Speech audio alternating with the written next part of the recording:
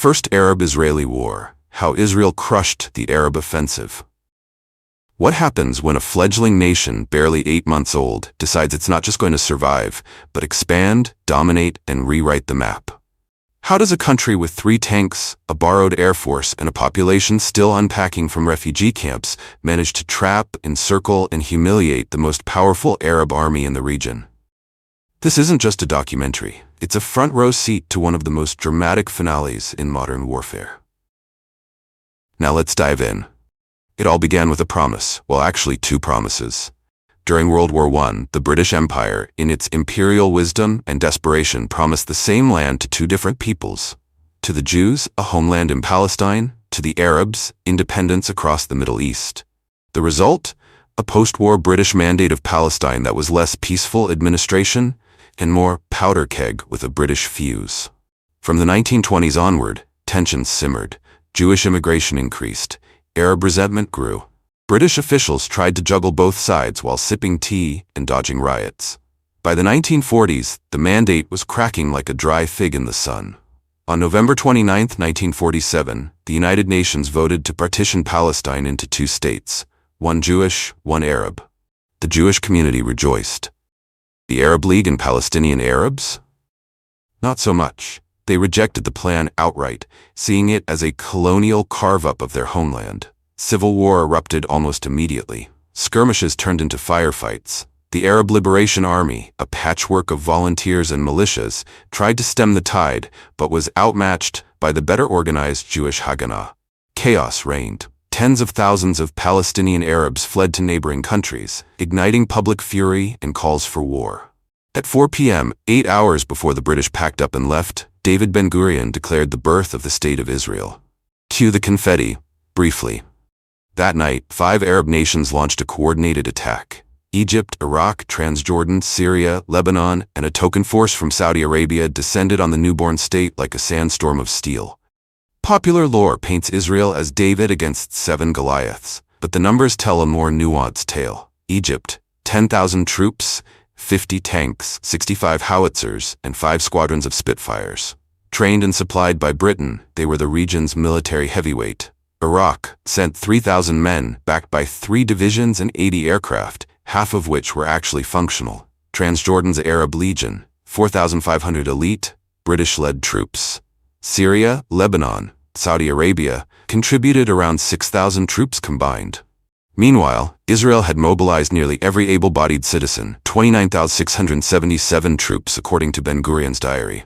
Their armored corps, 3 Sherman tanks, yes 3. General Ahmed Ali al-Muawi led a 3-pronged assault from Sinai into the Negev. His goal: secure rear lines by capturing Jewish kibbutzim. First up, Kfar Darom, a religious settlement south of Gaza. It had already repelled Muslim Brotherhood fighters. Now it faced tanks and artillery. But the defenders had grit and a single Piat anti-tank projector. They scored direct hits, tossed Molotovs, and sent the Egyptians packing. At Negev, 40 Israelis held off 1,000 Egyptian troops with mortars and sheer stubbornness. Egypt bypassed both, fearing delays.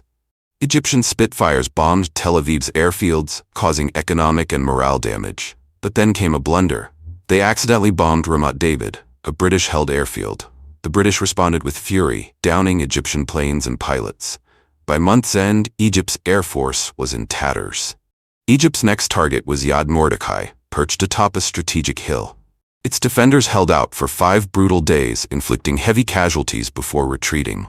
The Egyptian advance stalled at Isdud, 30 kilometers from Tel Aviv. On May 29th, Israel launched Operation Pleshet. 4 Czech Aviat S-199 fighters strafed Isdud. The attack was militarily ineffective, but psychologically devastating. Egyptians panicked. Israeli morale soared. Ground forces followed, with 2,000 Israelis attacking 2,500 entrenched Egyptians. Casualties were high, gains minimal, but General al-Muawi told Cairo he couldn't advance another step. Tel Aviv was safe for now. Transjordan's Arab Legion advanced into the West Bank with ease. Units already stationed in Palestine smoothed the way. The 1st Brigade moved toward Nablus. The 3rd Brigade deployed around Ramallah. On May 18th, they seized Latrun, severing the road to Jerusalem. Around the city, fighting was fierce. At Notre Dame Cathedral, Jewish forces repelled Jordanian assaults.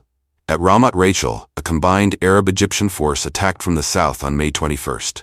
Jerusalem was besieged, isolated, and bleeding. Now pause for a sec. Step into the extraordinary. Subscribe to Eccentric Digital Pixel.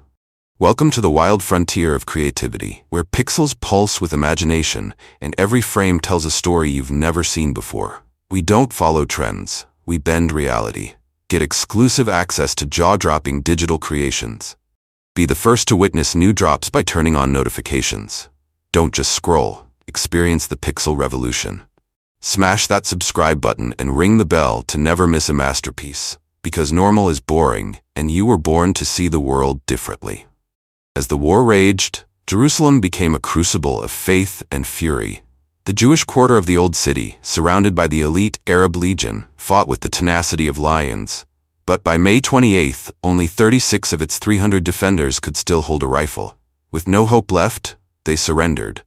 Yet in a twist worthy of a war novel, the Arab Legion, professional, disciplined, and surprisingly humane, protected the Jewish fighters from angry mobs. They even used lethal force to shield their prisoners, escorting them safely to West Jerusalem. It was a rare moment of honor in a war soaked in blood. Ben-Gurion, watching Jerusalem choke under siege, ordered the IDF to break through the Legion-held fort at Latrun. What followed were 3 assaults, on May 25th, May 30th, and June 9th, each more disastrous than the last. Untrained Israeli troops charged entrenched Jordanian positions and were cut down in waves. Latrun stood defiant, a stone sentinel blocking the road to Jerusalem.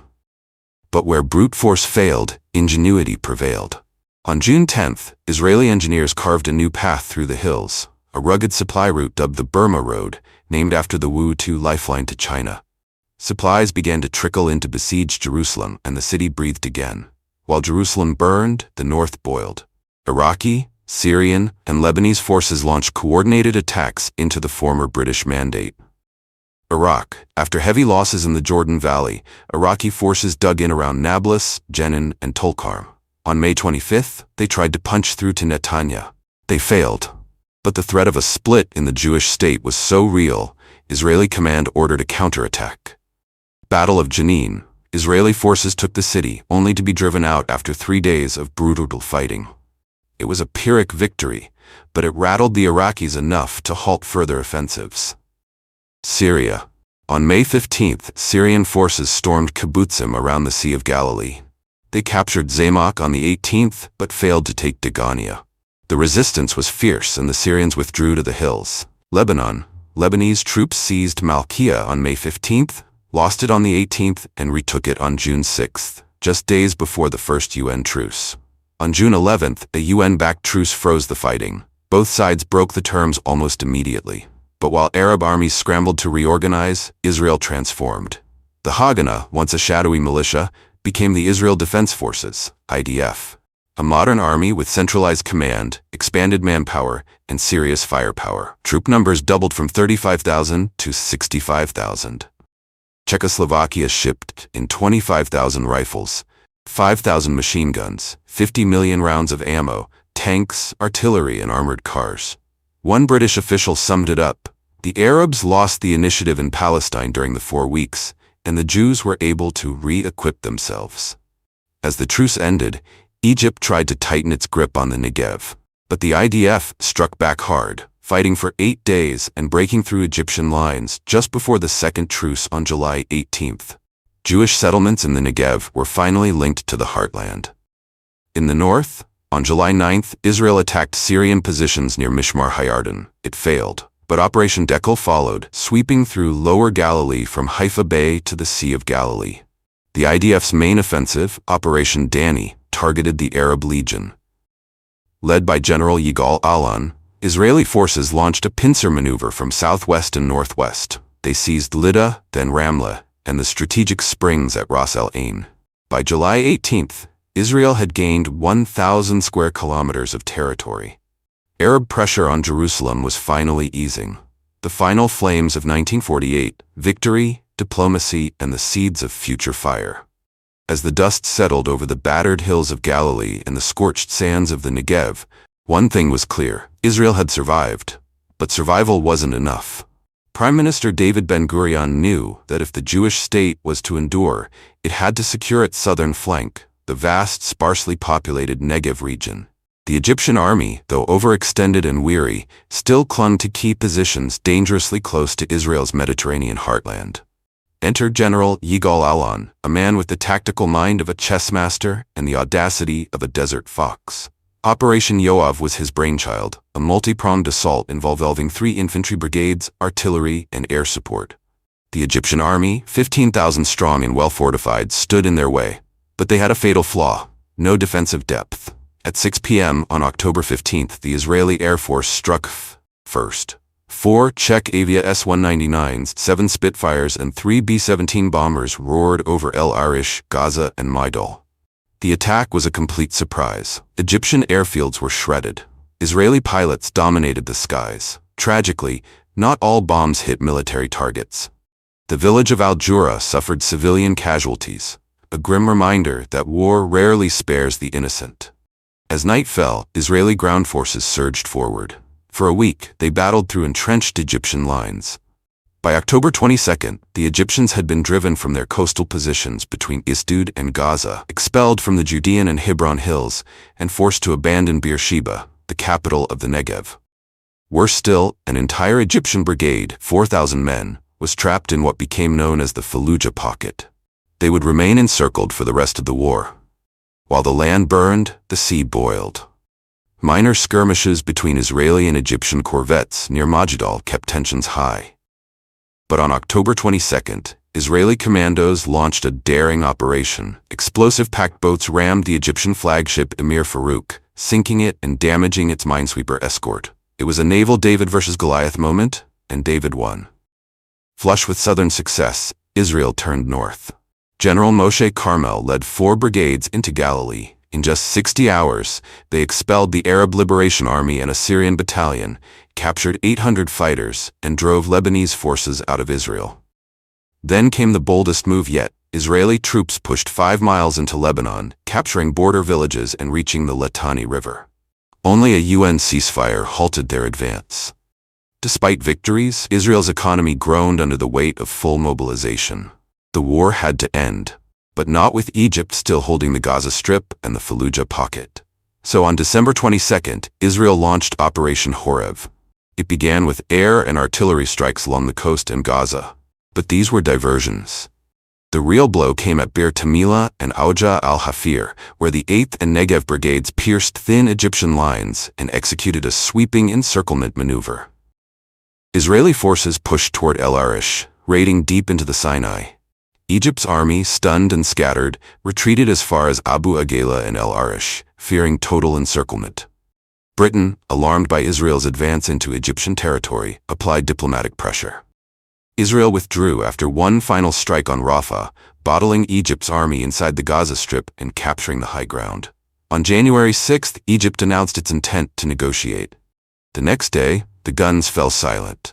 February 24th, Israel and Egypt signed a treaty. Egypt kept Gaza, Israel secured the Negev.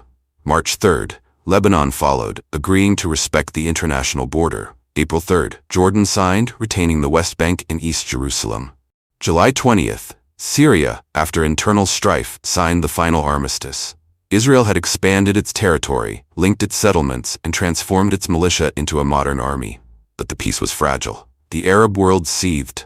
The refugee crisis deepened, and the seeds of future wars were already sprouting. This was not the end. It was the beginning of a new chapter in Middle Eastern history, one that would echo for decades. Next up, the Iranian Revolution. But before we march into the next upheaval, don't forget to follow us, subscribe. Click the notification bell so you never miss another gripping tale from the front lines of history. Because when history speaks, it doesn't whisper, it roars.